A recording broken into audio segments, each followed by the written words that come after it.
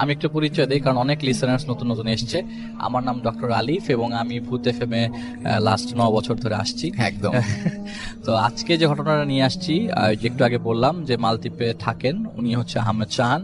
আসলে পারিবারিক ঘটনা, পারিবারিক টানাপোড়েনের কারণে বাংলাদেশের বাইরে চলে যাওয়া। ওনার প্রফেশনটা হচ্ছে উনি একজন মসজিদের ইমাম ছিলেন এবং ওনার ঘটনাটা আমি প্রায় বছর খানেক হলো এখানে শেয়ার করেছিলাম, মৌলভীবাজারের একটি ঘটনা। এই ঘটনাটার সিকুয়েলি আমি এখন আজকে বলবো আর কি। তো উনি যখন লাস্ট যে মসজিদে ছিলেন সেই মসজিদ ছাড়ার পরে দ্বিতীয় মসজিদে আসার এরকম প্ল্যানিং ছিল না, কিন্তু যেহেতু সংসারের মানে ঘানি টানতে হয়, তো ওনার বড় ভাই তেমন চাকরি করতেন না, ওর বাবা অসুস্থ ছিলেন।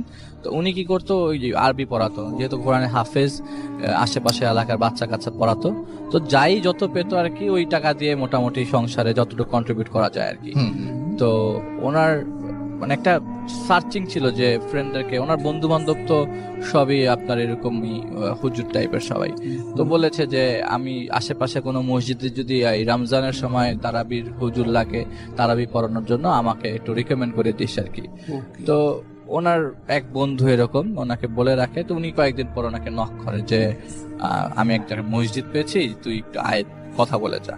তো ওনার তো এরকম প্ল্যানিং যে উনি মসজিদে যে তারাবি পড়াবে। তো মসজিদের যে কমিটি আছে, মসজিদটা হচ্ছে ওনার এলাকার পাশের এলাকা, আমি নাম নিচ্ছি না সে এলাকার, উনি বারণ করেছেন, পাশের এলাকা, এবং মসজিদটা হাইওয়ের সাথে। আচ্ছা। তো হাইওয়ের সাথে থাকবার কারণে ওইখানে আর ওই এলাকায় আরেকটা বড় মসজিদ আছে, কিন্তু উনি এই মসজিদে না, এই মসজিদে সুযোগ পান আর কি।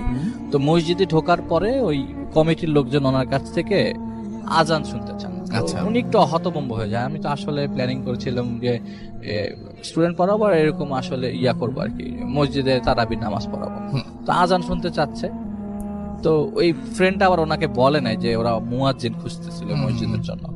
তো উনি কি করে, আচ্ছা ঠিক আছে, যেহেতু চাচ্ছে আজান, উনি আজান দেন এবং আজানটা দেওয়ার পরে ওনার আজান শুনে সবাই খুব প্লিজড হয় আর কি। আচ্ছা। তো বলে যে ঠিক আছে, তুমি মুয়াজ্জিন হয়ে যাও মসজিদে। তো উনি আবার সেই মুয়াজ্জিন। তো উনি বলে যে আসলে আলিফ ভাই, আমার লাইফে মসজিদের রিলেটেড এত ঘটনা ঘটে গেছে, আসলে আমি আবারও মসজিদে ঢুকলাম এই জায়গায়, পাশের মসজিদে। তো ওনার বাড়ির থেকে বেশি দূরে না, খানিকটা দূরে। তো এই মসজিদ উনি জয়েন করে এবং এই মসজিদটার মানে বাউন্ডারিটা বলতে গেলে মসজিদের চারিপাশে দেয়াল দিয়ে ঢাকা, খালি যেই পোর্শনটা ঢোকার সেই পোর্শনে ওইটা ওপেন আর কি, ওখানে কোনো গেট টেট নাই। মসজিদটা ঢুকতে ডান দিকে একটা পুকুর পড়ে এবং পুকুরে এরকম ঘাট করা যে সবাই অজু যেন করতে পারে। ঠিক পেছন সাইডটা একটা কবর, দুটা কবর আসলে, একটা স্বামী স্ত্রীর দুটা কবর আর কি। তো এটা ওনার ঘরের প্রায় সাথেই বলতে গেলে। আর একটু খানিকটা দূরে গেলে একটা ছোট জায়গা, এলাকার ভিত্তিক লোকজন সবাই টাকা পয়সা দিয়ে এই মসজিদের যে 30 বছর ধরে ইমাম ছিলেন তাকে একটা জায়গা করে দেয় তার ফ্যামিলি সহ থাকার জন্য। তো তার ফ্যামিলি সহ ওই হুজুর, ওই ইমাম ওই মসজিদে ওই জায়গাটায় থাকতেন আর কি। তো মজার বিষয়, ইমাম, আমি আপনাদের সবাইকে বলে রাখি, ইমাম আসলে বয়স এত বেশি হয়ে যাওয়ার কারণে, ওভার 75 হয়ে যাওয়ার কারণে উনি মসজিদে ফজরের ওয়াক্তে নামাজ পড়াতে আসতে পারতেন না। মোস্ট অফ দ্য টাইম দেখা যায় যে ওই শাহান ভাইকেই ওনাকে নামাজ পড়াতে হতো বা আজান দিতে হতো, কোনো না কোনো সময় মাঝে মধ্যে আসতো আর কি। আর মসজিদটা এমন যে আপনার হার্ডলি ফজরের ওয়াক্তে মানুষ হয়। আর যেহেতু হাইওয়ের পাশে মসজিদটা, তো হাইওয়েতে যারা যাচ্ছে তখন জোহর আসর ফজর জোহর আসর মাগরিব এশা পড়ার জন্য যারা থেমে নামাজ পড়ে তারা পড়ে, আর এলাকা ভিত্তিক যে কয়জন আসে আর কি। তো ফজরের ওয়াক্তে নামাজের লোক পাওয়া খুবই ভালো ওই জায়গাটায়।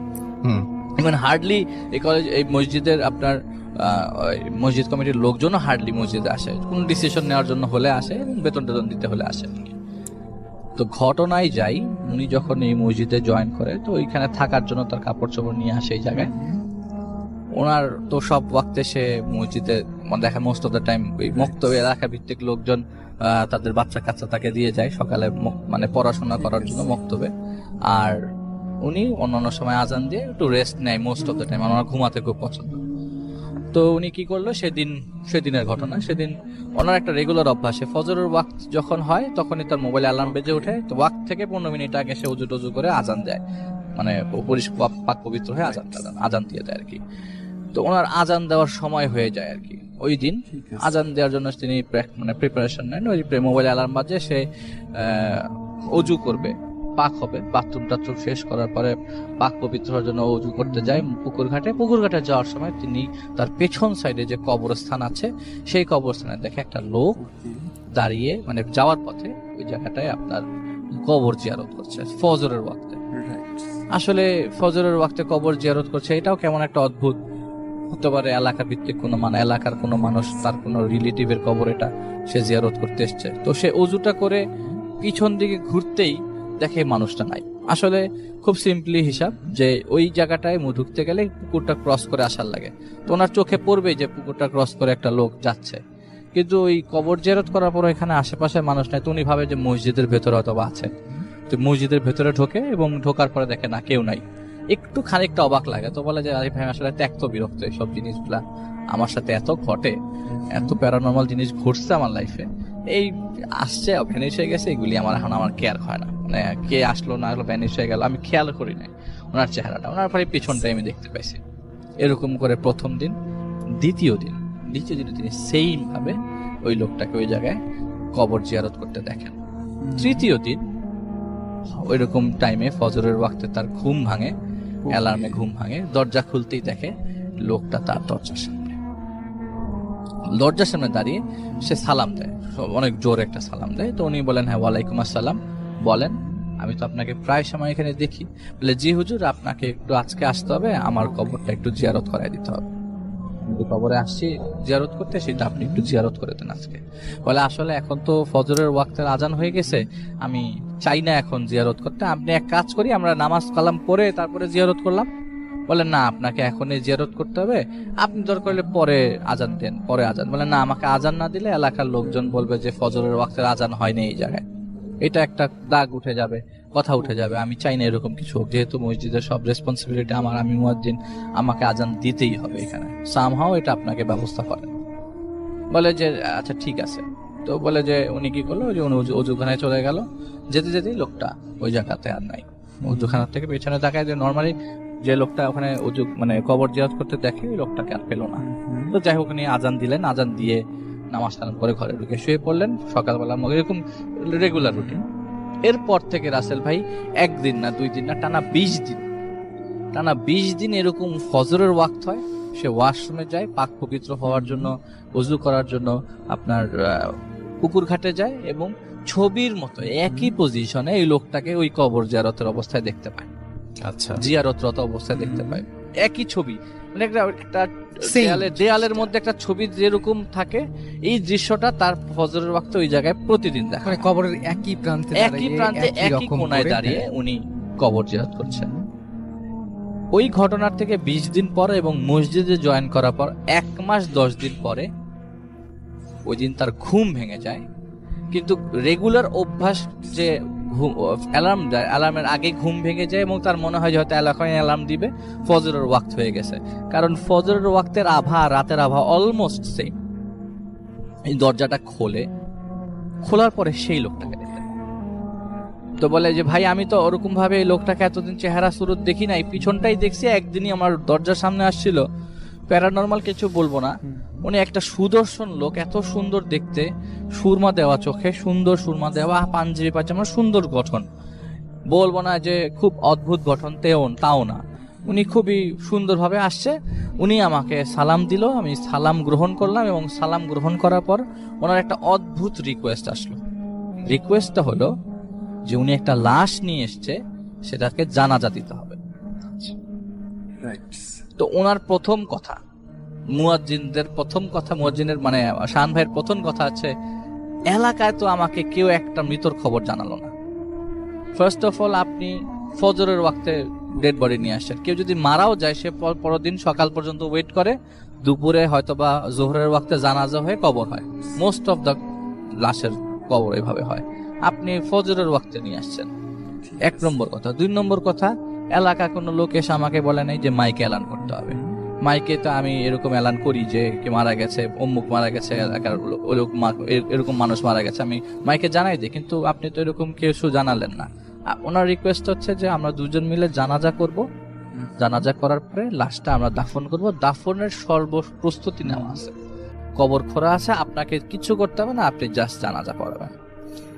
তো উনি বলে যে না আসলে এরকম তো এখতিয়ার নাই, আমি পড়াতে পারবো না, আর আপনি কোথা থেকে মার্ডার করে নিয়ে আসছেন এই জিনিসটা আমার দেখা দরকার। তো ওনার উনি মনে মনে ভাবে শাহান ভাই যে হয়তো উনি ব্লাফ মারছে, বাইরে কোনো লাশ নাই, এবং উনি দরজাটা খুলে উকি মারে, সে একইভাবে দেখে যে হ্যাঁ আসলেই আশেপাশে কোনো লাশের খাটিয়া টাটিয়া কিছু নাই। তো ডান পাশে তাকাতেই উনি বলতেছে যে কই আপনার লাশ টাশ কোথায়? বলে যে এই যে আপনার সামনেই তো লাশ। তো উনি দেখে আসলেই মসজিদের সামনে সিঁড়ির 3টা স্টেপ, সিঁড়ির উপরে একটা লাশ পড়া। তো প্রথমে উনি একটু ঘাবড়ে যায়। ঘাবড়ানোটা যে কোনো মানে যে কোনো নর্মাল মানুষের জন্য স্বাভাবিক। উনিও ঘাবড়ে যায় এবং ঘাবড়ানো অবস্থায় বলে যে আপনি এই লাশটা নিয়ে আসছেন মানে কি? উনি নিজেকেও সামলাতে পারছেন না, আর ওই মুহূর্তে তার বাথরুমে যাওয়া দরকার। তো উনি বলছে যে না আপনি জাস্ট যেভাবে পারেন এই লাশটার দাফনের ব্যবস্থা করেন। উনি তো মোটামুটি মানে অ্যাডামেন্ট যে উনি লাশটার জন্য জানাজা পড়াবে না। তো লাশটা এমন ভাবে মসজিদের সামনে রাখা, আপনি রীতিমতো দেখলে ভয় পেয়ে যাবেন। মসজিদের সামনে দরজার উপরে রাখা, দরজার সামনে সিঁড়ির উপরে রাখা। তো বাচ্চা লাশ হলে রাসেল ভাই ওই কোলে করে নিয়ে আসা যায়, অনেকের বাচ্চা লাশ আসে হয়তো টাইমলি তাড়াতাড়ি দাফন করে ফেলতে চায়, কিন্তু না, এটা একটা বড় লাশ এবং পুরা সিঁড়িটা কভার করে আছে। তো উনি বলে যে না আমি জানাজা পড়াতে পারবো না, অ্যাকচুয়ালি এই জানাজা আমি পড়বো না। আর 2 জন মিলে জানাজা হয় কিনা এটাও আমার মোটামুটি জানা নাই, বা এরকম কিছু একটা তিনি বলে না আপনাকে এর জানাজা পড়তে হবে, আপনি যদি এনার জানাজা না পড়েন তাহলে এই লাশের চেহারা আপনাকে দেখতে হবে। তো উনি বলেন না আমি লাশের চেহারাও দেখবো না, আমি জানাজাও পড়বো না। কিন্তু ভয় কাজ করতে থাকে রাসেল ভাই, যে এত রাতে এরকম একটা মানুষ মানে ফজরের ওয়াক্তে এসছে, আর আমি যে দরজা, উনি কি করে ওয়াশরুম থেকে আসার পরে আবারও ওনাকে সামনাসামনি পায় এবং ওনাকে একই আর্গুমেন্ট করতে দেখা যায়। তো উনি কি করে একটা পর্যায়ে চিন্তা করে আমি যে উনি মানে রুমে ঢুকে যাবে দৌড়ে, কিন্তু রুমের তালা দিয়ে আসছে উনি, মোবাইল ফোন সব রুমের ভেতরে, রুমে তালা দেওয়া। তো উনি কি দৌড়ায় যাবে, কিন্তু দৌড়াতে গেলে তালা খুলতে গিয়ে যদি তাকে খট করে মেরে ফেলে। তো উনি এর মধ্যে উজু করে আস্তে আস্তে 5-6 বার ওনার শরীর বন্ধ করে ফেলে আয়াতুল কুরসি পড়ে, কিন্তু তারপরেও তার ভিতরে একটা ভয় থাকে। বলে আমি আপনার লাশের জানাজা পড়বো না। উনি কি করে একটা দৌড় মারার প্ল্যান করে। ওই লোকটা বলে কই যাবেন? ঠিক আছে। হঠাৎ করে তো হুজুর মানুষ মাথা মানে একটা পর্যায়ে বিরক্ত হয়ে মাথা নিচে তাকাতে যখন মাথা উঁচুতে তাকায়, মানে মাথা উঁচু করে, তখন দেখে যে এই কালো আভাটা আস্তে আস্তে সরে দিনের বেলা হয়ে যাচ্ছে। তার চারিপাশে খালি কবর আর কবর। তিনি যে এলাকায় ছিলেন জায়গাটাই কবর। উনি যে এলাকাতে ছিলেন সে এলাকায় উনি নাই, মানে স্টেপে স্টেপে কবর। বলে যে আমি প্রতিটা স্টেপ দিব আমার মনে হয় কবরের উপরেই পাড়া পড়বে, এই সামনে কবর পিছনে কবর। আর উনি আমার থেকে 10 গজ সামনে দাঁড়ানো ওই লাশটা নিয়ে। আমি যে এলাকায় ছিলাম সেই এলাকাটায় আমি নাই, মরুভূমির মতো একটা এলাকা, চারিপাশে উঁচু ঢিবির মতো কবর, কবরগুলা চারিপাশে পাথর দিয়ে মার্ক করা, কিন্তু কার কবর কি এটা জানি না। দূর দূরান্তে কিছু গাছ দেখতে পাচ্ছি।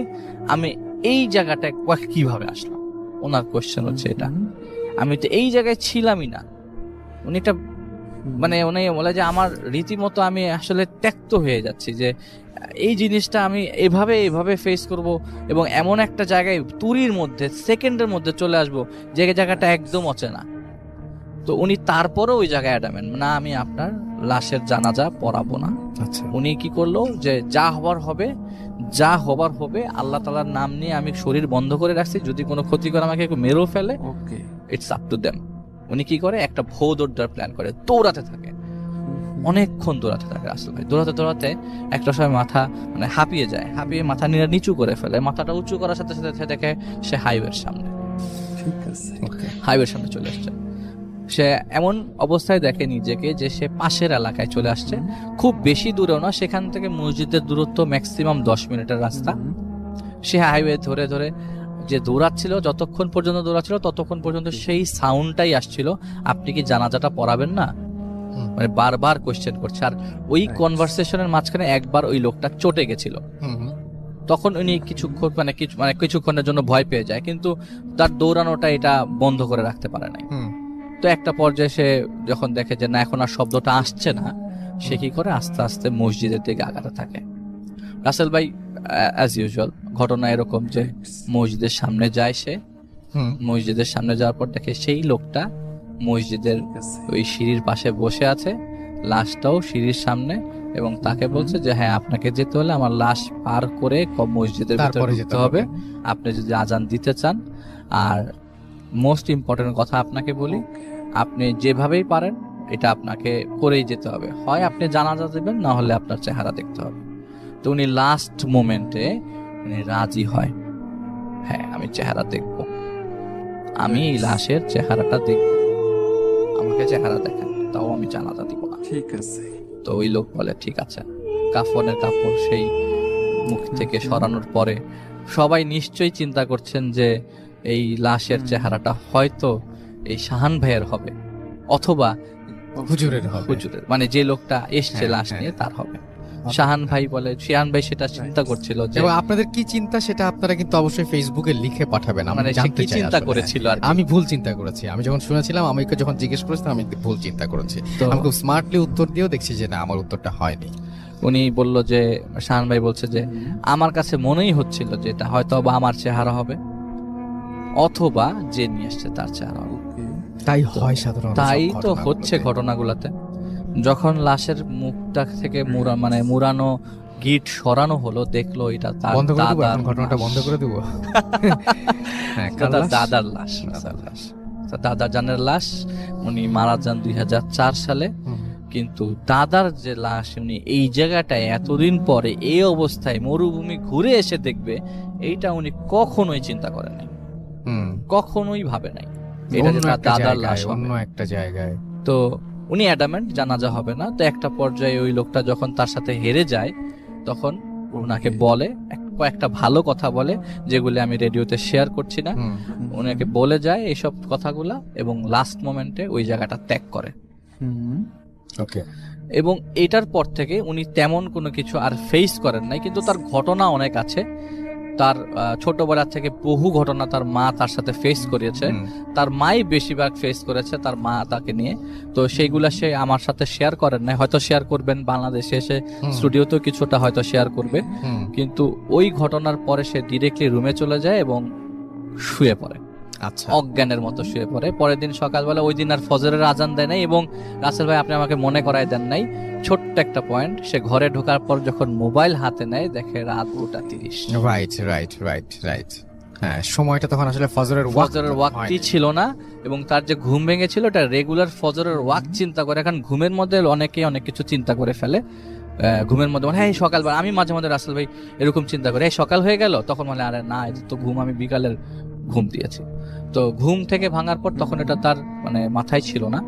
উনি পরবর্তী সময় মোবাইল ফোনে দেখা যায় 2:30 বাজে, ঘটনার লাস্টের দিকে চলে এসেছি, 2:30 বাজে, এবং সে মোটামুটি অজ্ঞানের মতো হয়ে শুয়ে পড়ে। এতটা টায়ার্ড ছিল ওই মুহূর্তে।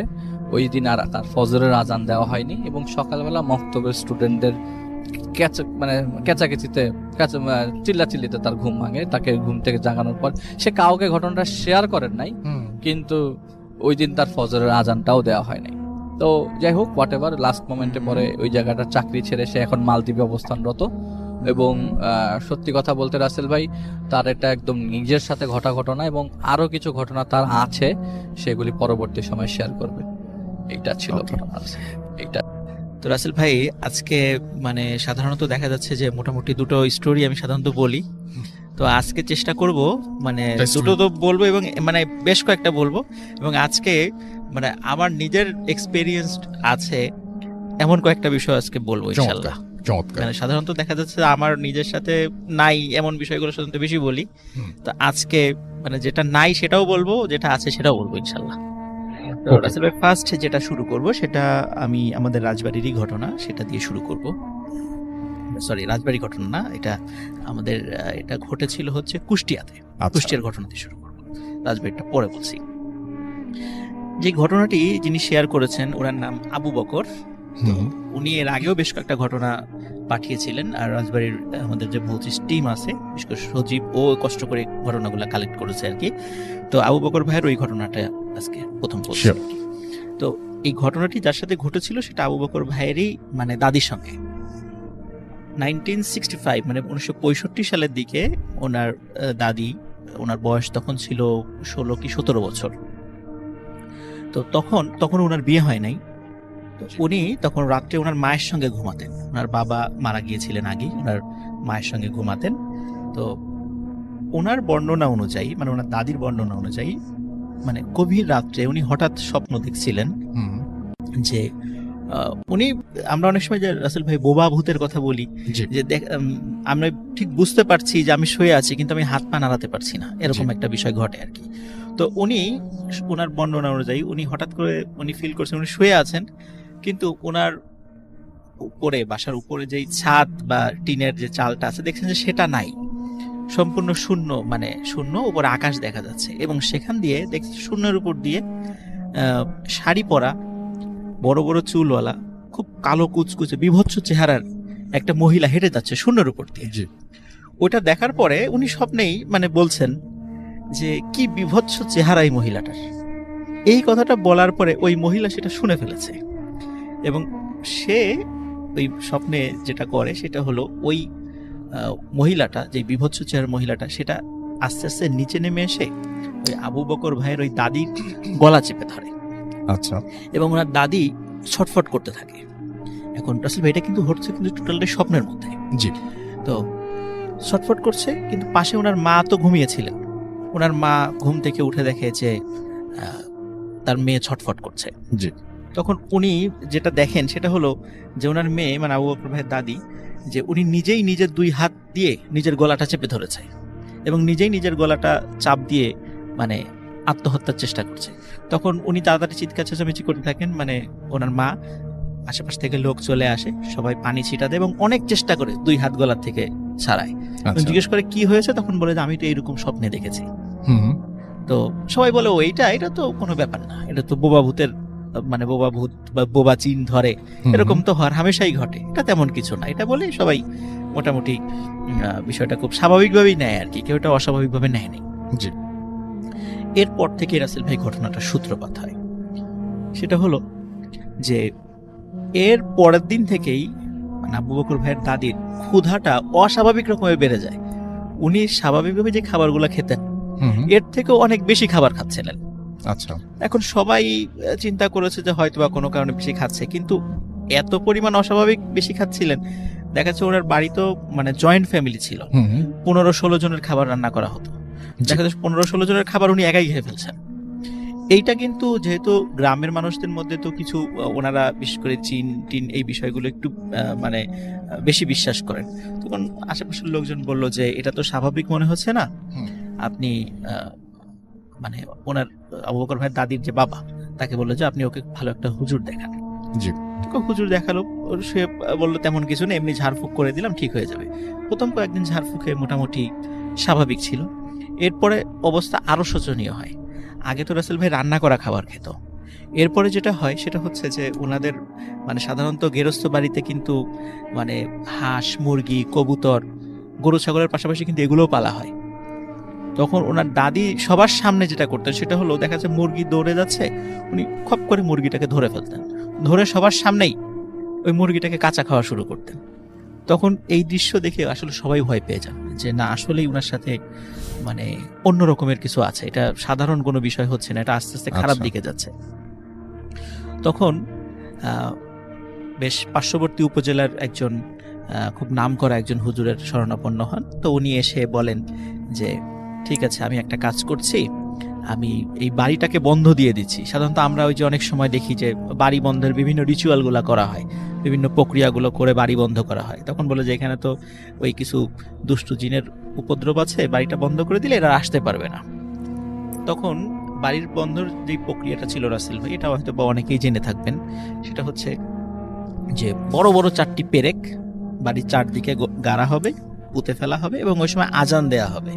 এটা হবে গভীর রাত্রে। তো ঠিকই রাসেল ভাই, গভীর রাত্রে যখন এই প্রক্রিয়াটা শুরু করা হলো, তখন সবাই ফিল করছিল যে কাল বৈশাখী ঝড়ের মতো বাড়ির উপর দিয়ে কি যেন বয়ে যাচ্ছে।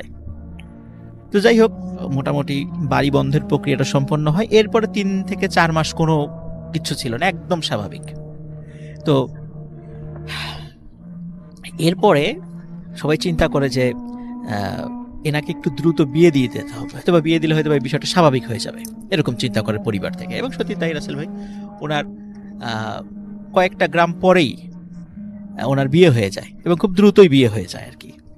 তো বিয়ে হয়ে যাওয়ার পরে ওই ফ্যামিলির লোকজন আবার এই বিষয়গুলো জানতেন না, যে এই আচ্ছা। বিষয়গুলো যে ওনার সাথে ঘটেছে এগুলা জানতেন না, এই বিষয়টা আসলে তারা গোপন করেন। তো ওখানে যাওয়ার মোটামুটি রাসেল ভাই 3 থেকে 4 মাস ওই ফ্যামিলিতে আবার ভালো ছিল, উনি একদম স্বাভাবিক নর্মাল, কেউ কোনো কিছু বুঝতে পারেনি।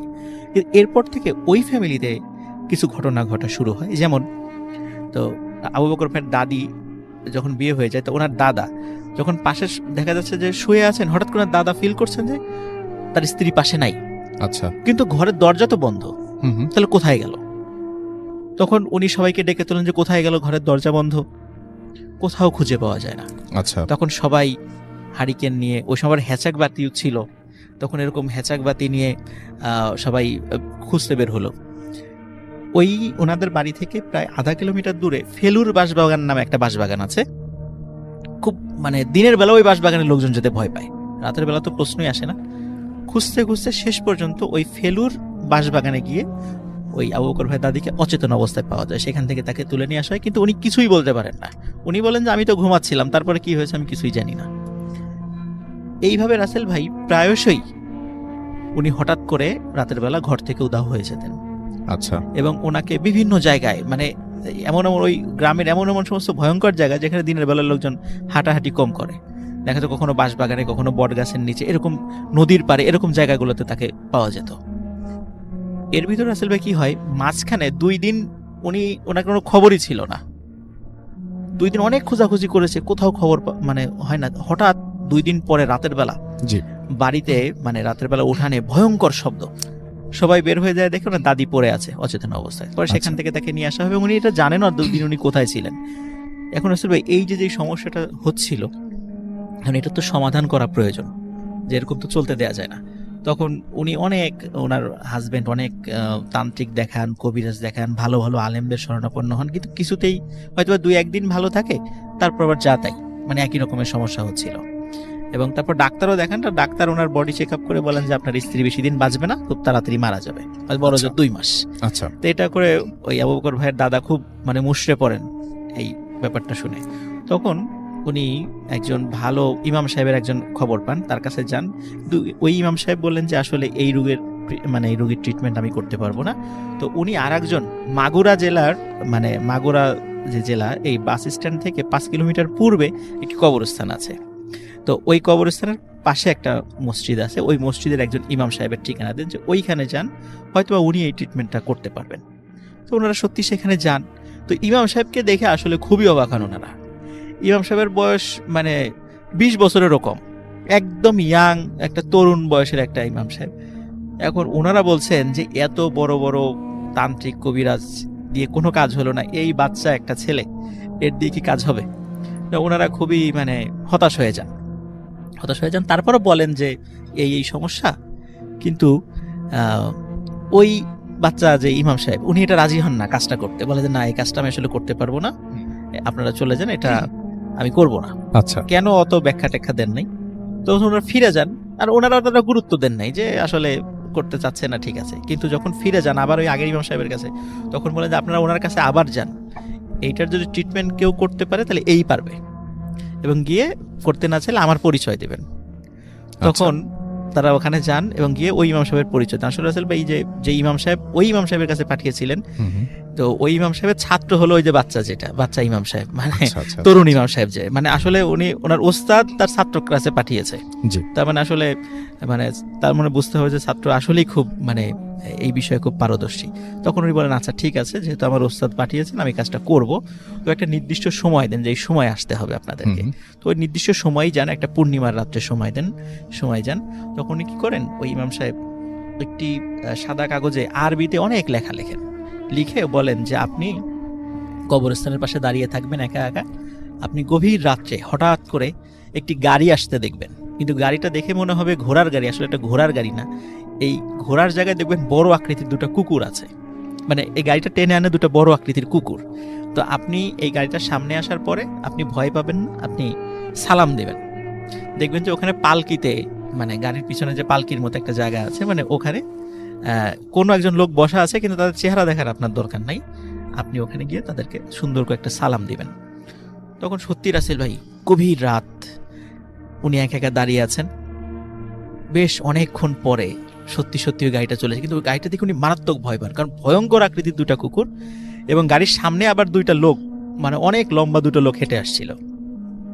কিন্তু উনি দাঁড়িয়ে আছেন, ওই লম্বা লোক দুটো তাদের ওনাকে দেখে কিছু বলে নাই, কিন্তু গাড়ি যখন ওনার কাছাকাছি চলে আসে তখন উনি লম্বা করে একটা সালাম দেন। তখন হঠাৎ করে সব গাড়িটা দাঁড়িয়ে যায়, আর এক চুলো নড়ে না।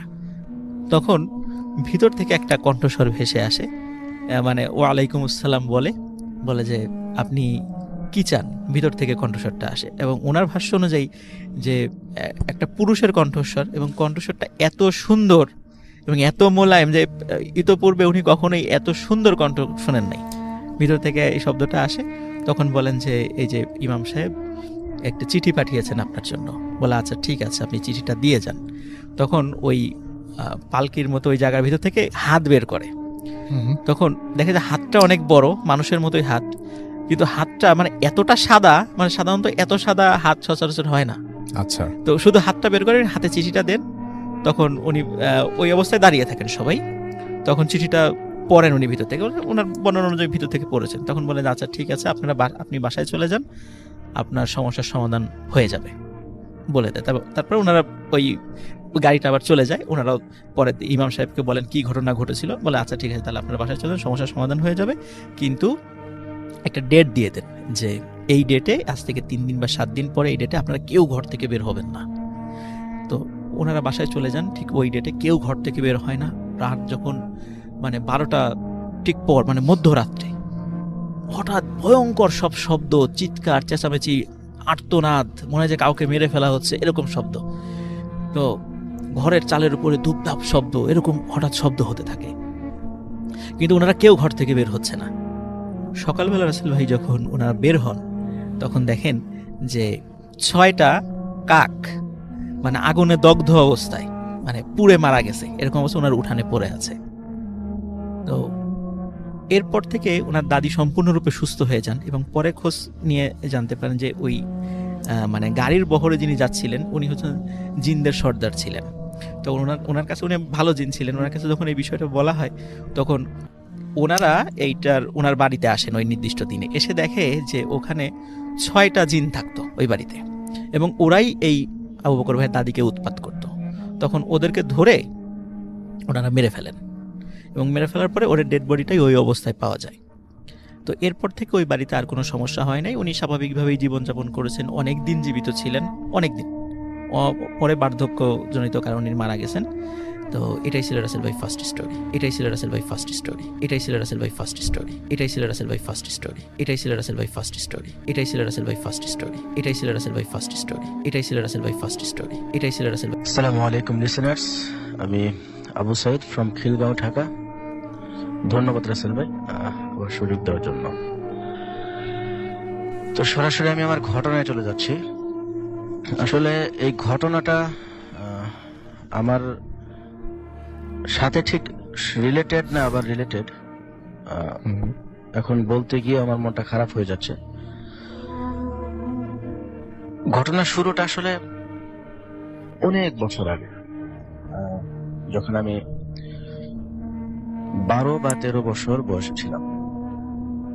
এই ঘটনাটা বলার আগে আমি একটু বলে নিই, আসলে ঘটনাটা আমার এক বাল্যকালের বন্ধু সম্পর্কে, উনি আবার আমার মামা। ওনার সাথে ঘটে যাওয়া একটি ঘটনা। তো ওনার ফ্যামিলির বিবরণটা একটু দেওয়া উচিত, এবং ওনার ফ্যামিলি সম্পর্কে যদি আমি একটু শুরুতে বলে নিই, তাহলে ঘটনাটা লিসেনারদের বুঝতে অনেক সুবিধা হবে। তো আমি ঘটনায় চলে যাচ্ছি। তো আমার ওই মামার ফ্যামিলির কয়েকজন মেম্বার ছিলেন, উনি ছিলেন, এবং ওনার ইমিডিয়েট এক বড় বোন ছিলেন। ওনার বড় বোনের সাথে ঘটে যাওয়া একটা ঘটনা আমি একটু শেয়ার করেন। তো ওনার বোনের যখন বয়স 6 বছর, তো উনি একদিন রাতে, মাঝরাতে বাইরে বের হন। তো উনি হঠাৎ করে বাড়ি থেকে চিৎকার করতে করতে ঘরে আসেন। ঘরে এসে বলেন যে বুড়ি ব্যাং খাচ্ছে, মানে ব্যাং, যে ব্যাংগুলো আমরা সাধারণত দেখি রাতে ঘুরে বেড়াই, যে বুড়ি ব্যাং খাচ্ছে। এগুলো বলে বলে উনি এক সময় অসুস্থ হয়ে যান, খুবই অসুস্থ হয়ে যান। ট্রিটমেন্ট চলে, কিন্তু একটা সময় দেখা যায় যে উনি মানসিক ভারসাম্য হারিয়ে ফেলেন, মানে আমার ওই মামার বউ। তো 6 বছর বয়স উনি মানসিক ভারসাম্য হারান। ওনার বয়স যখন 26 বা 27 বছর হয়, এই বছরের শুরুর দিকে, তো ওনার মরদেহটা উদ্ধার করা হয় ওনার বাড়ির পেছনের দিকে একটা গাব গাছের তলা থেকে। তো আসলে ওনার ঘটনাটা শুরু যেখান থেকে, অর্থাৎ উনি যে ঘটনার পর মানসিক ভারসাম্য হারিয়ে ফেলেন, যে জায়গাটা থেকে, ওই জায়গাটা থেকে ওনার লাশটা উদ্ধার করা হয়। তো আসলে এর মাঝখানে ওনাদের ফ্যামিলির সাথে প্যারানরমাল অনেক কিছু ঘটতে থাকে বিভিন্ন সময়ে। কখনো কেউ দেখেন যে ওনাদের টিউবওয়েল যে এরিয়াটি আছে ওই এরিয়াটাতে কেউ টিউবওয়েলটা রাত্রে মানে চাপতেছে, পানি বেরোচ্ছে, এরকম আওয়াজ হয়। ঘরের মধ্যে কেউ হাঁটাচলা করতেছে, বা কখনো মনে হচ্ছে নামাজ পড়তেছে, পিছনে কেউ একজন দাঁড়িয়ে আছে, এমন চলতে থাকে ওনাদের ফ্যামিলির সাথে। আসলে এই সমস্ত বিষয়গুলোর সাথে ওনাদের ফ্যামিলির প্রত্যেকটা সদস্য অভ্যস্ত হয়ে পড়ে। তো এবার আমি আমার ওই মামার ঘটনায় আসি। উনি আমার খুবই ভালো বন্ধু ছিলেন, সমবয়সী ছিলাম, সম্পর্কে ছিলেন মামা। তো একটা সময় আমি ছুটিতে বাড়িতে যাই, তো বাড়িতে যাওয়ার পর ম্যাক্সিমাম সময়টা আমার তার সাথে কাটতো। তো আমরা আমাদের বাড়ি থেকে বেশ কিছুটা দূরে একটা ছোট একটা খাল আছে, খাল পাড়ের দিকে আমরা সাধারণত আড্ডা দিতাম। ওই এরিয়াটাতে বসন্তের সময়টা প্রচুর পরিমাণে কৃষ্ণচূড়া ফুল, শিমুল ফুল, এগুলা গাছে গাছে ফুটে থাকতো, খুবই সুন্দর ছিল জায়গাটা। ওইখানে একটা বিকট আকারের একটা শিমুল গাছ আছে। আসলে ওই গাছটা যেমন সুন্দর, তেমনি ওই গাছটাকে ঘিরে বহুত ভয়ানক ঘটনা প্রচলিত আছে। আসলে সেগুলো শুদ্ধ হোক আর অশুদ্ধ, এরকম ঘটনা প্রচলিত আছে। কেউ অনেকে এখানে মুরগি দেখে রাত্রে, কেউ বা কুকুর দেখে, কেউ বা আর অন্যান্য জীবজন্তু দেখে, এমন ঘটনা শোনা যায়। আসলে গাছটা আমাদের ওই বয়সী ছেলে মেয়েদের জন্য একটা ছিল, ভয়ের কারণ ছিল, যে আমরা ওখানে গেলে ভয় পেতাম, যে গাছটা খুব ভয়ালো, এমন একটা বিষয়। তো ওই গাছটার নিচে সাধারণত মানুষজন আড্ডা দিত, কারণ গাছটা বেশ বড় ছিল, তার এরিয়াটা ছিল অনেক বড়। তো আমরা ওখানে আড্ডা দিচ্ছি বিকালের দিকে। তো আমার মামা ওই বা বন্ধু যেই বলি, তার নামটা আমি এখানে ইউজ করতে চাচ্ছি না, সবাই জেনে যাবে অলরেডি ঘটনা বললে, তবু ছদ্মনাম ইউজ করি, ধরেন রানা। তো রানা মামা বললেন যে মামা দাঁড়াও, আমি কিছু ফুল পারি গাছ থেকে, কিছু ফুল নেব, শিমুল ফুল। তো গাছটা অনেক মোটা ছিল, উনি উঠতে পারেন নাই। ওর নিচ থেকে উনি ঢিল ছুড়ে কিছু কিছু ফুল নেওয়ার চেষ্টা করেন। অনেকক্ষণ ঢিল ছোড়ার পর একসময় টায়ার্ড হয়ে যান, পরে চলে আসেন, আমরাও চলে আসি। তো হঠাৎ 2 দিন পর একদিন সকালে উনি হাঁপাতে হাঁপাতে আমার বাড়িতে আসেন। বলেন যে সাইদ বাড়িতে আছেন? বলি হ্যাঁ আছি। তো কি হয়েছে, এমন হাঁপাচ্ছেন কেন, হাঁপাচ্ছ কেন, কি হয়েছে তোমার? ও বলে যে দেখো, আমি আসলে স্বপ্নে 2 দিন যাবত একটা স্বপ্ন দেখতেছি। কি স্বপ্ন? ওই যে গাছটা যেখানে আমরা ফুল নেওয়ার চেষ্টা করলাম। হ্যাঁ, কি হয়েছে? ওই গাছটা থেকে আমি যাচ্ছি, ওই গাছটার ডালে একটা বুড়ি বসা, একটা মহিলা বসা। সে আমাকে ইশারা করে ডাকে যায় এদিকে ফুল দেবো। তো ওনাকে দেখে আমি দৌড় দেই, কোনো একটা কিছুর সাথে আমি হোঁচট খেয়ে পড়ে যাই, আমার ঘুম ভেঙে যায়। এমন 2 দিন দেখলাম, আসলে এটা কি? তাই ওনাকে বললাম যে আসলে এটা তেমন কিছু না, তুমি ইগনোর করো, এগুলা হতেই পারে, তুমি হয়তো বা একটু ভয় পাইছো, এই বাস। তো মাঝখানে অনেক বছর কেটে যায়, ওনার কলেজ স্কুল লাইফ শেষ হয়, কলেজে উনি অ্যাডমিট হন। তো এক সময় শীতের রাতে সাধারণত গ্রাম দেশে মধ্যরাত পর্যন্ত ওয়াজ মাহফিল হয়, এই সময়টা। তো উনি ওয়াজ মাহফিল শুনে ওনার বাড়ি থেকে বেশ দূর, উনি রাত্রে বাইসাইকেলে ফিরতেছেন। তো আসলে ওই এরিয়াটাতে একটা ব্রিজ আছে, এটা জামালপুর মাদারগঞ্জ হাইওয়েতে খুব প্রসিদ্ধ একটা ব্রিজ। যারা ওই অঞ্চলের এখন শুনছেন তারা অনেকে জানবেন যে দাঁতভাঙা নদী নামে একটা ব্রিজ আছে, যে ব্রিজটাকে ঘিরে অনেক অ্যাক্সিডেন্টাল ডেথের খবর আছে। যে থেকে থেকে রাসেল ভাই ওখানে অ্যাক্সিডেন্ট হয়, কখনো বাইক অ্যাক্সিডেন্ট, কখনো দেখা যায় সাধারণত ভ্যান উল্টে পড়ে আছে, কেউ মরে গেছে। এরপরে দেখা যাচ্ছে যে বাস ভর্তি যাত্রী নিয়ে বাসটা নদীতে পড়ে যায়, এমন অনেক ঘটনা। তো এই ঘটনাগুলো এতটাই মানে হয়ে যায়, প্রচলিত হয়ে যায়, যে ওখানে রাত্রে যখন কেউ একা আসে সাইকেলে বা বাইকে, তারা আর ওই সাইকেল বা বাইক চালিয়ে ব্রিজটা পার হওয়ার সাহস পায় না, হেঁটে পার হয়, মানে এমন একটা ভয়ার্থ জায়গা ওখানে। তো আমার এই মামা ওখান দিয়ে ওয়াজ মাহফিল শুনে আসতেছিলেন। তো উনি যখন ব্রিজটা ক্রস করেন, তো দেখেন যে ব্রিজটার এক পাশে একটা লোক উল্টে পড়ে আছে, পাশে একটা বাইক পড়ে আছে, অর্থাৎ বাইকটা অ্যাক্সিডেন্ট করছে। তো উনি ওটা দেখে আসলে ঠিক নামেন না, আর ওই জায়গাটা এমন বিষয়গুলোতে খুব অভ্যস্ত ছিল, উনি একটু ভয় পান, বাস ইগনোর করে উনি চলে যান। তো এইভাবে কয়েকটা দিন কাটতে থাকে। তো উনি একটা সময় স্বপ্নে দেখেন যে উনি বাইকে করে ওই ব্রিজ দিয়ে আসতেছেন, অ্যাক্সিডেন্ট করেন, মারা যান এবং ওনার জানাজা হয়ে যায়। এই স্বপ্নটা উনি 1 দিন 2 দিন কয়েকদিন যাবত দেখতে থাকেন। পরে রাত্রে করে উনি যখন ঘুম ভাঙে, তো উনি কাঁদতে থাকেন। ওনার মা জিজ্ঞেস করে কি হয়েছে, যে মা আমি আজ কয়েকদিন যাবত এই ভয়ঙ্কর স্বপ্নটা দেখতেছি। আমি একদিন দেখলাম যে ওখানে রাত্রে ফেরার সময় একটা লোক পড়ে আছে, এরপরের থেকে আমি স্বপ্নটা দেখতেছি। তো আসলে স্বপ্নে ওনার মানে ভয় পাওয়াটা তো আসলে ছোট থেকেই, যে একটু আগে বললাম। তো এরপর ওনার মা আসলে বিভিন্ন পীরের দরবারে যাইতেন, বিভিন্ন জায়গায় ওনাকে নিয়ে যায়। তো একটা সময় এটা আসলে মানে কমে। তো আমি যখন মানে ফরচুনেটলি আমি ওই সময় গ্রামের বাড়িতে যাই, তো উনি আমাকে বলেন যে মামা, ছোটকালে তোমাকে বলছিলাম যে ওই গাছটা থেকে একটা বুড়ি আমাকে ডাকে যে তোমাকে ফুল দিব।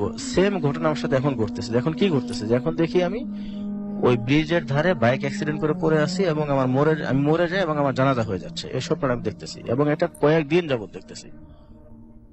তো যাই হোক, এরপর থেকে উনি কি করেন, নোটিস করেন উনি যখন রাত্রে শুয়ে থাকেন ওনার পাশে কেউ শুয়ে আছে। উনি যখন রাত্রে বাইরে বের হন, টিউবওয়েল পারে গিয়ে উনি যখন উজু করেন, তো মনে হচ্ছে সামনে কেউ দাঁড়িয়ে আছে। উনি যখন পানি ছিটায় দেন, জিনিসটা ভ্যানিশ হয়ে যায়। তো এই বিষয়গুলো উনি দেখতে থাকেন। তো এমন অনেক ভয়ঙ্কর ভয়ঙ্কর বিষয় দেখেন। হঠাৎ করে রাত্রে ঘুম থেকে উঠে দেখেন ওনার মশারির পাশে একটা ফেস, জাস্ট একটা ফেস, এরকম একটা ফেস দেখা যাচ্ছে, কোনো আকার আকৃতি নেই, একটা ফেস মশারির ওপর পাশে একটা ফেস। এরকম বিষয় উনি দেখে আসলে অভ্যস্ত হয়ে যান। তো এর মাঝখানে আমি দেশের বাইরে চলে যাই। হঠাৎ করে আমি যখন দেশের বাইরে থাকি, একদিন সকালে আমার পরিচিত আমার এক ভাই আমাকে ফোন দেয়। আমাকে ফোন দিয়ে বলে যে একটা খারাপ খবর আছে। মানে কি খবর?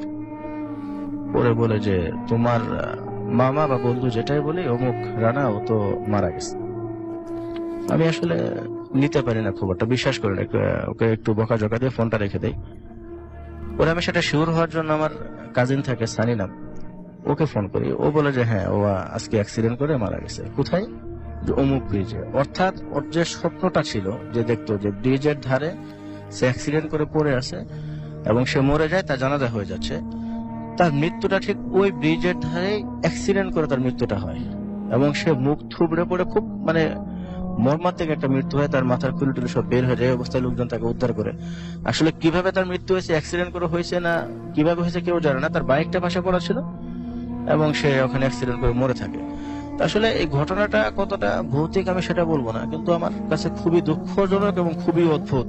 যেটা শুরুটা আসলে অনেক বছর আগে হয়েছিল এবং তাদের ফ্যামিলির সাথে এই ট্র্যাজেডিটা এবং তার বোনের সাথে এই ট্র্যাজেডি আসলে আমার এলাকার সবাইকে খুব বেশি পরিমাণে আঘাত করে। ওকে, ডক্টর আলিফের কাছে আমরা একটু ফিরে যেতে চাই। থ্যাংক ইউ রাসেল ভাই। এখন যে ঘটনাটা শেয়ার করব সেটা হচ্ছে আমার এক ফ্রেন্ডের ঘটনা। আসলে 2008 সালের পর থেকে ও আসলে পড়াশোনা তেমন কন্টিনিউ করতে পারেনি ওর বাবা মারা যাওয়ার পর। তো ফ্যামিলির সব ভার ওর উপরে চলে আসে। তো ওর বাবার একটা ব্যবসা ছিল, সেটা মানে কলকাতা থেকে জিনিসপত্র নিয়ে এসে বাংলাদেশে নিয়ে আসতো আর কি। তো যশোর বর্ডারের সাথে কানেকশন, যশোর বর্ডার থেকে ওদের জিনিসপত্র আসতো আর কি। তো ওকে যশোর যেতে হতো প্রায় সময়। তো ওর যে খালা, ওর যে মা ছিল, সেই মার দুঃসম্পর্কের আত্মীয়র বাসায় সে যশোরে প্রায় সময় যে উঠতো আর কি। কোন এলাকায় উঠতো যশোরে সেটা আর শেয়ার করছি না, 2010-এর ঘটনা। আচ্ছা। তো সেই বাসাটাতে প্রতি মাসে তাকে যেতে হতো, কারণ জিনিসপত্র সব আসতো হচ্ছে আপনার ওই যশোরে, এবং তার ওখানে একটা গোডাউন ভাড়া করা ছিল, সেখানে সেসব জিনিসপত্র রাখতো এবং একটা পর্যায়ে স্টেপ বাই স্টেপ ঢাকায় জিনিসপত্রগুলো নিয়ে আসতো। তো ও যেত, এখানে 2-3 দিন থাকতো এবং থাকতেই হতো, মাস্ট থাকতে হতো। তো সেখানে থেকে জিনিসপত্রগুলো কমপ্লিট করে ঢাকায় চলে আসতো। তো ওর রুটিন এরকম ছিল যে ঢাকা থেকে যশোর যাবে, যশোরে থেকে কন্ট্যাক্ট করে সবকিছু গোডাউনে নামিয়ে step by step procedure follow করে আবার 3 দিন পর ঢাকা ব্যাক করে চলে আসা। আচ্ছা। তো ওই বাসাটাই থাকতে হতো তাকে, কারণ হোটেলে থেকে প্রতি মাসে 3 দিন দরকার কি ওর, ও যেহেতু পরিচিত বাসা আছে। তো ওই বাসায় গেলে দেখা যায় যে যে দুঃসম্পর্কের আত্মীয় ছিল তার আবার উনি আবার মানে ওনার ওয়াইফ ওই বাসাটা চালাতো। 2010-এ ওই মুহূর্তে উনি বেঁচে ছিলেন না। তো ওনার ওয়াইফের বয়স ছিল প্রায় 72। ওনার 2 ছেলে ছিল, একসাথে থাকতো আর কি। তো 3তলা বাসা, 3তলার 2টা ফ্ল্যাট। সেই 2টা ফ্ল্যাটের মধ্যে একটা ফ্ল্যাটে উনি গেলে থাকতো। একটা ফ্ল্যাট বলতে 2টা রুম আর কি। আচ্ছা। সাথে একটা ওয়াশরুম আছে, একটা রান্নাঘর আছে, আর পাশে একটা রুম ছিল, সেইটা আবার গোডাউন হিসেবে আরেকজনকে ভাড়া দেওয়া ছিল। আচ্ছা। তো ওই গোডাউন তার একদম তো পাশের রুমে আর কি, আর 4তলার ছাদ ছিল। তো উনি গেলে 3তলায় উঠতেন। তো সেদিন রাসেল ভাই অনেক বৃষ্টি হচ্ছে রাস্তায় যাওয়ার পথে, এবং টিকিট না পাওয়ার কারণে নন এসি বাসে যেতে হয়েছিল। তো নন এসি বাসের টাইম ছিল দুপুরবেলা। তো ও পৌঁছে হচ্ছে সন্ধ্যার দিকে, 12টার বাস ছিল, ও পৌঁছেছে ঠিক বিকাল 5:30-6টার দিকে। 6টার দিকে পৌঁছে যায়, এবং বাসে থাকা অবস্থায় বৃষ্টি নামে এবং ভালো ঝড় হতে থাকে, মানে গরমকালের তো এরকম সময়ের। তো ভালো ঝড় হয়, ঝড়ের এক পর্যায়ে যখন সে বাস থেকে নামে তখনও বৃষ্টি হচ্ছে, তো একটা শেডে যে আশ্রয় নেয়। তো ওই মুহূর্তে আকাশে মেঘ চমকাচ্ছিল এবং অন্ধকারই ছিল, প্রায় মেঘাচ্ছন্নই ছিল। আচ্ছা। তো সে রিক্সা করে, রাসেল ভাই আপনি ঘটনা শোনেন নাই আমার কাছ থেকে, এটা যেহেতু শোনেন নাই আপনাকে বলি একটু শুনতে। তো কি করে রিক্সা নিয়ে চলে যায় এলাকাতে, ওই এলাকাতে বাসায় যে উঠে, তো ইলেকট্রিসিটি ছিল না, ঝড় হয়েছে স্বাভাবিকভাবে, আর মফস্বল এলাকায় ইলেকট্রিসিটি না থাকাটাই স্বাভাবিক। তো ও বাসায় যায়, বাসায় পৌঁছানোর পর অন্ধকার, তখন মাগরিবের আজান হয়ে গেছে। বাসায় পৌঁছানোর পরে নিচে জাস্ট রিক্সা ভাড়াটা দিয়ে ঢুকবে এমন সময় দেখে ওই বাসায় গেলে নর্মালি ওকে সার্ভ করতে একটা ছোট্ট কাজের মেয়ে। সে মেয়েটার বয়স 12 কি 13 বছর হবে। তো দোতলায় উনি যে ওই ওনার মার খালা হয় হিসাবে সম্পর্কে, তো উনিও আসলে ভুলে ভালে খালাম্মাই ডাকতো। আচ্ছা তো মানে আমার ফ্রেন্ডটা ওই খালাম্মাই ডাকতো। আচ্ছা। তো ওই রিলেশনটা ওরকম ভাবে মানে মেইনটেইন করে বলতো না। তো খালাম্মা বলতো, তো বলতো যে আমি দোতলায় দেখা করে যাই সব সময়, তো নক করব। তো নিচেই ওই মেয়েটা দাঁড়ায় আছে, এবং এই জগতে আসলে ওই মুহূর্তে 2010 সালে, আজ থেকে 9 বছর আগে, কুপি নিয়ে দাঁড়ায় আছে রাসেল ভাই। খুব অদ্ভুত, কুপি নিয়ে দাঁড়ায়। এই সময় যেটা দেখা যায় না, উনি ও মানে এটা ওই চিন্তা, ওই মুহূর্তে চিন্তা করতে করতে এক পর্যায়ে ওই মেয়েটাকে বলে, এই কিরে কুপি কেন, চার্জ লাইট নাই? তো ওই মেয়েটা কোনো উত্তর দেয় না। আচ্ছা। তো মেয়েটা বলে যে আসেন, এতটুকুই বলে, এবং সিঁড়ি দিয়ে মেয়েটা উঠতে থাকে। তো মেয়েটার শরীরটা একদম অসাড় অবস্থা, মেয়েটা কি হাঁটতে পারে না নাকি? লাস্ট 2 বছর ধরে মেয়েটাকে দেখতেছে এই বাসায়। তখন মেয়েটা আরো ছোট ছিল, এখন 12 বছর বয়স। তো মানে মেয়েটা হাঁটতে পারছে না, উপরে উঠছে সিঁড়ি দিয়ে, মনে হয় উঠতে পারছে না। বলে কি রে, তোর শরীর খারাপ নাকি? তো কোনো উত্তর দেয় না। আচ্ছা। বলে যে খালাম্মা কোথায়, ওইটারও কোনো উত্তর নাই। বলে যে কারেন্ট কখন গেছে, এইটারও কোনো উত্তর নাই। চুপ করে। তো আরো কয়েকবার জিজ্ঞেস করলো, তোর শরীর খারাপ? একটা পর্যায়ে না পারতে এরকম একটা উত্তর আসে, না শরীর খারাপ না। না। তো সিঁড়ি দিয়ে উঠে ওই মেয়েটা ওই কুপির আলোতে, ও বলে যে কুপির আলো মোবাইল আলোর থেকে বেশি। তো মোবাইলও আলো মানে ছেড়ে রাখছে, আর কুপি নিয়ে মেয়েটা ওকে 3 তলায় উঠায় দেয়, ফ্ল্যাটে উঠাই দিয়ে ও মানে ওয়াশরুমে চলে যায়, কারণ অনেকক্ষণ ধরে বাসে ছিল, ওয়াশরুমে যাওয়া হয় নাই। তো ঢুকেই ও ওয়াশরুমে চলে যায়। ওয়াশরুম থেকে প্রায় 5-7 মিনিট পর বের হওয়ার পরে ফ্রেশ হয়ে বিছানায় শুতেই খাওয়ার টেবিলে চোখ পড়ে। খাওয়ার টেবিলে আপনার রকমারি খাওয়া সাজানো, এরকম কখনো হয় নাই যে আসার পরপরই মানে খাওয়া হয় নাই, আর খাওয়া মানে নর্মালি খাওয়া দাওয়া হয় আর কি। তো বাসায় ইলেকট্রিসিটি নেই, এত আয়োজন, টেবিল ভর্তি খাওয়া দাওয়া। তো যেহেতু ক্ষুধার্ত ছিল, মেয়েটা খাওয়াটাও রেখে গেছে মনে করে সবগুলা খাওয়া খায়, মোটামুটি খাওয়া খায়, সব খেতে পারে না, মানে বিরিয়ানি এই সেই। আর বাসায় এত এলাহি কাণ্ড, কিন্তু একটা মানুষের মুভমেন্ট দেখলাম না। ওই সময় তখন সন্ধ্যা 7টা 7:30 বাজে, ইলেকট্রিসিটি তখন নাই। তো ভাবছিল যে নিচে দোতলায় যে নক করবে, বলে যে না একটু রেস্ট নিয়ে কিছুক্ষণ পর, কারণ ওকে যেতে হবে ওর গোডাউনে। তো ও কি করলো যে 8টার দিকে বের হবে, একবার একটু রেস্ট নিয়ে যাই, খাওয়া দাওয়া করে একটু রেস্ট নেয়, কারণ দুপুরের খাওয়া হয় নাই। আর জ্যামে ছিল অনেকক্ষণ, বেশ শরীর খারাপ, মানে এক্সস্টেড ছিল, প্রায় ঘন্টাখানেক ঘুমাতে ঘুমাতে 9টা বেজেছে রাত। ওর প্ল্যান ছিল 8টায় বের হবে, কিন্তু তখন বাজে রাত 9টা। তো উপরে মানে উঠে দেখে যে ওই খাওয়া দাওয়া ওই জায়গায় ভাবে পড়ে আছে। ও নিচে যায়, দোতলা নক করে, তো দোতলার থেকে কোনো সারা শব্দ নাই। আচ্ছা। তো নিচে নামতেই ওই ভাড়াটিয়া, ওই এতদিন ধরে আসতেছে, লাস্ট 2 বছর ধরে ওইখানে, মানে লোকজন দেখলেই বুঝে যায় না এটা এই বাসার মানুষ। তো ও দেখে যায় ভাড়াটিয়ারা নিচতলায় ঢুকতেছে, ও বের হয়ে যায়, আশেপাশের কাজকর্ম শেষ করে আবার রাত্রেবেলা ঠিক 10টায় ব্যাক করে। আচ্ছা। ওর প্রোডাক্ট চলে আসে ইন্ডিয়া থেকে। তো ওইগুলি দেখে টেকে চেক করে বাসায় আসে, 10টার দিকে ঢুকবে।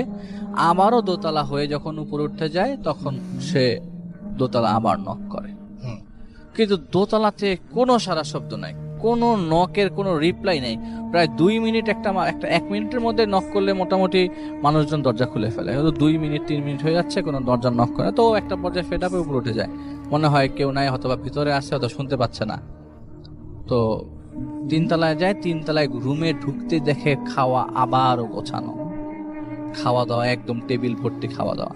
তো চিন্তা করতে থাকে, এত ফাংশন, এত বড় ফাংশন, এত আরামের খাওয়া, এত মজার খাওয়া, তাহলে বাসায় তো চিৎকার চাচামেচি থাকার কথা। ওই মধ্যে ইলেকট্রিসিটি চলে এসছে, চিৎকার চাচামেচি থাকার কথা, কিন্তু কোনো চিৎকার মানে কোনো মানুষজনই নাই, কিন্তু এত খাওয়া দাওয়া। ও খেয়ে ফেলে রাসেল। খাওয়া দাওয়া করার পরে ওর একটা পর্যায়ে তন্দ্রা চলে আসে, খেয়ে দিয়ে শুয়ে পড়ে। তো মোবাইল ফোন তখন ওই যাবার যুগ, মোবাইল ফোন টিপা, মানে এখন যেরকম স্মার্টফোন, ওই সময় স্মার্টফোন ছিল না, যাওয়া ছিল মোবাইল ফোন। নকিয়া ছিল ওর একটা মোবাইল ফোন, নকিয়া। তো ইউজ করতে করতে রাত্রে 12টা বাজে তন্দ্রা আসার পর ঘুমায় যায়। হঠাৎ করে, এটা কিন্তু রাসেল ভাই দীর্ঘদিন যাবৎ প্ল্যান কোনো ঘটনা না, এটা ওই দিন পৌঁছানোর পরের ঘটনা।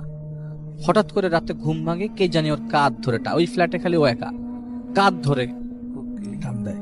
টান মানে কি, কাঁধ ধরে ডাকে, ডাকার জন্য যেরকম আচ্ছা, আপনি ঝাঁকি কাউকে দেয় যেভাবে ঝাঁকি- আমরা। ঝাঁকানি দেয়, ওর কাঁধ ধরে ঝাঁকাচ্ছে। ও উঠে দেখে কেউ নাই, কিন্তু উঠার সাথে সাথে দেখে যে দরজা নক করছে কে যেন। বলে এত রাত্রে ঘড়ির মোবাইল ফোন দেখে, ঘড়ির কাটায় তখন রাত বাজে 1:30। ওয়াশরুমে একটু মুখটা ধুয়ে দরজাটা খুলতে যাবে না, আর দরজাটা আগে খুলুক, দেখে কে আসছে। দরজাটা খুলে দেখে সেই মেয়েটা কুপি নিয়ে দাঁড়ানো, যাকে দেখেছিল ওই যে দেখেছিল সন্ধ্যার সময়। কুপিনে সন্ধ্যার সময় যাকে দেখছিল, বিকালে না, সন্ধ্যায়। এবং কুপিনে দাঁড়ানো। তো এরকম ভাবে বলছে যে খালাম্মা আপনার সাথে দেখা করতে চায়, আপনি আসেন। বলে যে রাত তো এখন অনেক হয়েছে, তোমার খালাম্মারে বলে সকালে দেখা করো। বলে না, না এর যে বলে যে না যে বললো, মনে পুরো বিল্ডিংটা কেঁপে উঠছে, এত জোরে না, না আপনি এখন আমার সাথে আসবেন। আচ্ছা। তো একটু রীতিমতো বিরক্ত হয়ে যায়, এত রাত্রেবেলা দেখা করতে চাইছে। তো ও কি করে, দরজা টরজা লাগে, নিচে নামবে প্ল্যানিং করতেছে, দেখি মেয়েটা উঠে ছাদের দিকে। বলে এই কই যাও তুমি, নিচে আয়, তুই কই যাস, নিচে যা, নিচে নাম। বলে খালাম্মা উপরে, উপরে আসেন। ও ছাদে যায় ওই মেয়েটার সাথে। ছাদে যাওয়ার পরে ছাদের মাঝখান পর্যন্ত চলে যায়, তখন বলে যে ওই যে খালাম্মা দাঁড়ায় আছে, খালাম্মার সাথে দেখা কর। ও যাবে এমন সময় পিছনে তাকায় দেখে মেয়েটাও নিচে চলে গেছে, মেয়েটা নাই, ওই জায়গাটাই আর নাই। ওই সামনে যায়, সামনে যাওয়ার পরে আসলেই সেই মহিলা, সেই ভদ্র মহিলা ওই জায়গায় দাঁড়ানো। জিজ্ঞেস করলো, কি রে বাবা, কেমন আছো তুমি, তোমার বাবা কেমন আছে? ফার্স্টেই গলদ, তোমার ওর বাবা বাবা মারা গেছে আরো 2 বছর, 3-4 বছর আগে। বলে, বাবা কেমন আছে, তোমার বাসার সবাই ভালো, তোমার মা ভালো? তো ও একটা পর্যায়ে স্টান্ড হয়ে যায়, কাহিনী কি, তোমার বাবা কেমন আছে?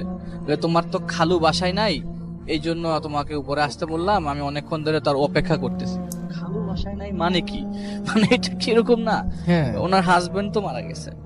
তো ও খুব ভরকে যায়। তো ও একটা পর্যায়ে মাথার ঘাম টাম ছুটতে থাকে। তো বলে যে আমি কনভারসেশনটা শেষ করার জন্য তাড়াতাড়ি উতলা হয়ে যাই, আমি নিচে নেমে যাব। তা আমি বলতে থাকি বারবার, খালাম্মা আমি এখন শুয়ে পড়ি, আমার সকালবেলা কাজ আছে, আমার মালগুলা তুলতে হবে ট্রাকে, ঢাকায় পাঠাবো, আমি চলে যাই নিচে।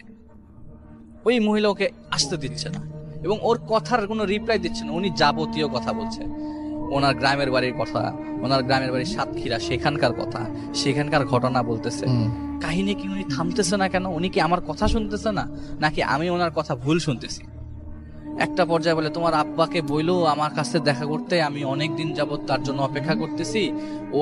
আমি ওনার কাছ থেকে কিছু টাকা পয়সা পাই, এই জিনিসটা একটু আমার বাবাকে জানানো দরকার। বাবা মারা, ও বুঝে গেছে যে এখন যেটা হচ্ছে সবকিছু হচ্ছে ওর লাইফ, মানে এগুলি সব ফেক, এগুলি কিচ্ছু না, আমাকে এখন দৌড়াতে হবে। ও দৌড়ায় বাসার নিচে, মানে বাসার নিচে চলে যায়, নিচ থেকে রিক্সা নেয়। রাত্রে 1:30টার সময় একটা রিক্সা পায়, রিক্সা নিয়ে কোনো মতে ভয়, এখন রাত 1:30 মানে তখন ভয়, ডাকাতের ভয়, তখন আর এসবের ভয় না, প্যারানর্মাল ভয় না। রাত্রেবেলা অন্ধকার, মফস্বল এরিয়াতে রাত্রে 1:30টায় ওইখানে হাইওয়ে ক্রস, অনেক ভয়াবহ রাত। 2010 বললেও কি, আপনি এখন যারা থাকে তারা দেখুক না, রাত্রে 1:30টায় বের হয়। সেটাই। তো উনি কোনো মতে ওনার গোডাউন পর্যন্ত যায়, দরজা অনেকক্ষণ ধাক্কানোর পরে ওনার গোডাউনের লোকজন খুলে উনি গোডাউনে দিন রাত কাটায়। পরের দিন সকালবেলা বাসায় যায়, কারণ ব্যাগ বাসায়, ওই ব্যাগের ভিতরে মানি ব্যাগ টানি ব্যাগ সব। তো ওকে তো কয়েকদিন চলতে, মানে মানি ঢাকায় ব্যাগ করতে গেলে তো মানি ব্যাগ লাগবে। তো ওর জিনিসপত্রগুলো আনতে যায়, এমন সময় দরজা অনেকক্ষণ নক করে, তখন সকাল 10টা-11টা বাজে। অনেকক্ষণ নক করার পরে পাশের ফ্ল্যাট থেকে এক লোক আসে। পাশের ফ্ল্যাট থেকে লোক এসে বলে যে, কি ব্যাপার ভাই, আপনার দরজা নক করতেছেন কেন? বলে যে খালাম্মা কোথায়, খালাম্মার সাথে আমার একটু দেখা করা দরকার, কালকে রাত্রেবেলা ছাদে কথা হলো। ওই লোকটা তখন মাথা চুলকাইতেছে, ছাদে কথা হলো মানে কি? বলে খালামার সাথে একটু দেখা করা দরকার, উনি রাত্রেবেলা কথা বললো, কি বললো বুঝি নাই উল্টা পাল্টা, এখন একটু কথাবার্তা বলে যাই। দরজা নক করতেছে, কেউ খুলতেছে না। বলে কি বলে না বলতে হবে, উনি তো 25 দিন আগে মারা গেছেন। ওনার ছেলেরা কয়দিন আগে ওনার কবর জিয়ারত করতে মাই গড। সাতক্ষীরায় গেছে। আর উনি ওনার সাথে কথা হচ্ছিল। হ্যাঁ, পাশের, আর যে লোকটা দায়িত্বরত ছিল ওই লোকটা হচ্ছে ওই মহিলার ভাই। আচ্ছা, বলে ও তো মারা গেছে সাতক্ষীরাতে, ওনার ছেলেরা কয়দিন আগে আবার আপনি আসার আপনি কবে আসছেন? বলে আমি গতকালকে আসলে, আপনার আসার 2-3 দিন আগে ওই সাতক্ষীরাতে গেছে কবর জিয়ারত করার জন্য। তো ওর মাথা টাথা আকাশ টাশ ভেঙে পড়ে। বলে বলেন কি?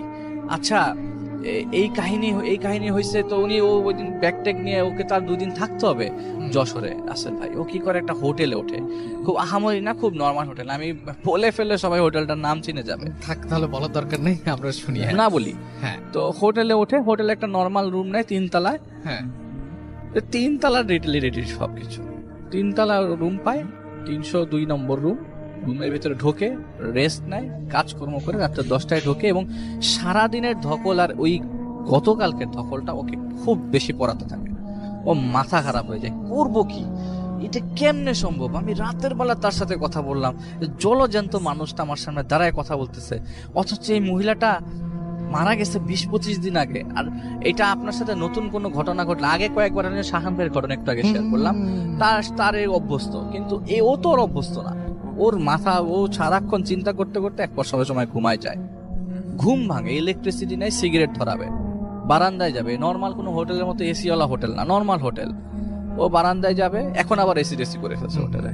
তো বারান্দায় যাবে, বারান্দায় যাওয়ার সময় বিছানা থেকে পা ফালালো, পা ফালাতে দেখলো যে পায়ের মধ্যে কি জানি লাগছে, পাটা ভিজা।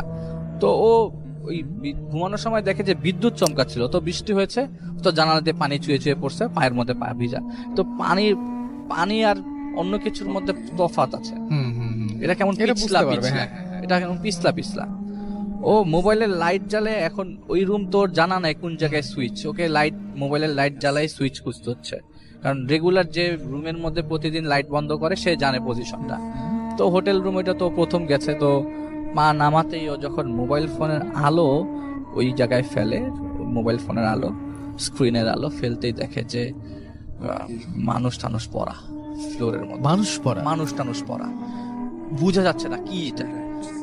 তো ভালো করে আলোটা ফেলে দেখে যে সেই মেয়েটা যে কপি নিয়েছিল,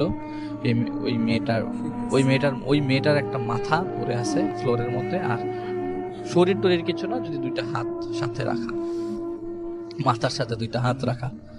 এইটা দেখার পর ও দরজা খুলে এখান থেকে নিচে নেমে যায়, দৌড়ায় নিচে নেমে যে লোকজন ডাকে, জড়সড় করে, পুরা হোটেল যে মানুষগুলা ঘুমন্ত সবাইকে জাগায়, কারণ এক রুমে ঘটনা ঘটছে, এক চিৎকারে সবাই উঠে গেছে।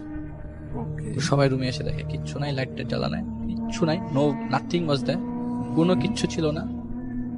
সবাই বলতেছে না এটা আপনার ঘুমের মধ্যে ভুল, অথবা এটা আপনি ঘুমের মধ্যে কোনো স্বপ্ন দেখছেন, অথবা আপনার বলে না রে ভাই আমি পা দিয়ে ফিল করছি জিনিসটা, আমি জিনিসটা চুলের মধ্যে আমার পাড়া পড়ছে, আমি এর থেকে আপনাকে কিভাবে বুঝাবো। পরে ও হোটেল ছেড়ে দিয়ে ও গোডাউনে থেকে লাস্ট 2 দিন কোনারো গোডাউনে থেকে। কিন্তু মজার বিষয়, সে যখন ওই বাসায় যায় আবারও ওই লোকের কাছে, এবার ওই জানে দরজা নক করছে ওই দরজায়, বলে যে ওনাদের বাসায় যে একটা কাজের মেয়ে ছিল, ওর এটা কিউরিয়াসিটি, কাজের ওই মেয়েটারই তো মাথা দেখলো, বলে ওই মেয়েটার কি হয়েছে, ওই মেয়েটা কোথায়, মেয়েটা থাকে না এখানে। ও বলে নাই যে মেয়েটার সাথে ওর দেখা হয়েছে, মেয়েটাই তো ওকে খাওয়া দাওয়া দিচ্ছে, এটা ওর মনে হচ্ছিল। বলে মেয়েটার একটা সমস্যা হয়েছে ভাই, এটা তো আমি ওনার কথা জানতে চাচ্ছিলাম যে হ্যাঁ কি খবর। হ্যাঁ বলে যে মেয়েটারই আসলে কি বলবো, আসলে মানুষ মারা গেলে ওই যে ভাগ্য দোষ বলে, মনে হয় যে ওর সমস্যা হয়ে গেছিল। মেয়েটা মারা যাওয়ার 4 দিনের দিন, ওই খালাম্মা মারা যাওয়ার 4 দিনের দিন, মানে আপনাদের খালাম্মা, ওনার আপা কি আপা মারা যাওয়ার 4 দিনের দিন, ওই মেয়েটা বাবা মেয়েটাকে নিয়ে চলে যাচ্ছিল, রাস্তার মধ্যে বাবার সহ মেয়েটা মারা যায় অ্যাক্সিডেন্টে, রোড ট্রাফিক অ্যাক্সিডেন্টে, বগুড়ায়। এই মেয়েটাই তো সেই কুপি হাতে দাঁড়িয়ে ছিল। ও তো ভাই ও বলে যে আমি এরপর থেকে আমার লোক পাঠাবো, আমি আর যশোরে যাব না, এই অবস্থায় আর যশোরে যাওয়া সম্ভব না। আর ওই কাটা জিনিসটা ওকে প্রচুর পড়াতে থাকে। ওই দিন বাসায় মানে গোডাউনে চলে আসে, ঢাকায় আসতে পারতে পুরো রাস্তায় সে দোয়া পড়তে পড়তে, যে মানুষ কখনো অতটা দোয়া টোয়ায় ছিল না, ও বলে দোয়া পড়তে পড়তে বাসায় আসে। বাসায় আসার পরে ও কাউকে না জেনে মানে জিনিসটা ওর মধ্যে থাকতে থাকতে অনেক দিন পড়া, এবং যেটা সবচেয়ে ইম্পর্টেন্ট কথা, ও স্বপ্নে মেয়েটাকে প্রায়ই দেখতো। একটা পর্যায়ে ও একটা মানুষের কাছে যায়, বলে যে ভাই আমি সাইকোলজিস্টের কাছে যাই, সাইকিয়াট্রিস্টের কাছে, যে আমি এই ঝামেলায় পড়ছি। বলে যে এইটা একদিক দিয়ে সাইকোলজিক্যাল ডিফেক্ট, যে আপনি ওইখানে যে খাওয়া দাওয়া খাইছেন, আপনি যদি বলেন যে ওর খাওয়া দাওয়া খাওয়ার কারণে আপনি বারবার ওকে দেখছেন, যদি কোনো হুজুরের কাছে যান তাহলে ও আপনাকে এই কথাই বলবে। আর আমি বলবো এটা আপনার ফিজিক্যাল প্রবলেম, যে আপনি এটা আপনি বারবার জিনিসটাকে চিন্তা করার কারণে এইটা আপনার ইমেজ বারবার ব্রেনের মধ্যে প্রতিফলিত হচ্ছে। এক কাজ করেন, ওষুধটা খান রেগুলার, এবং একটু হাঁটেন, সকালবেলা আর বিকালবেলা হাঁটেন, এবং ওষুধটাকে রাত্রে ঘুমান। তো ওই লোক মানে ওই ডাক্তারটার ম্যাজিশিয়ানের মতো কাজ করছে ওর, যেটা আপনি বলেন যে ডাক্তার, বাংলাদেশে কিছু ম্যাজিশিয়ান ডাক্তার তো আছে রাসেল ভাই, ওই ডাক্তারের কথাটা শুনে, এবং প্রায় 2-3 মাসে এরকম প্র্যাকটিসের কারণে ও ভুলে যেতে থাকে। আস্তে আস্তে ভুলে যাওয়ার পর আর তেমন প্রবলেম হয় নাই।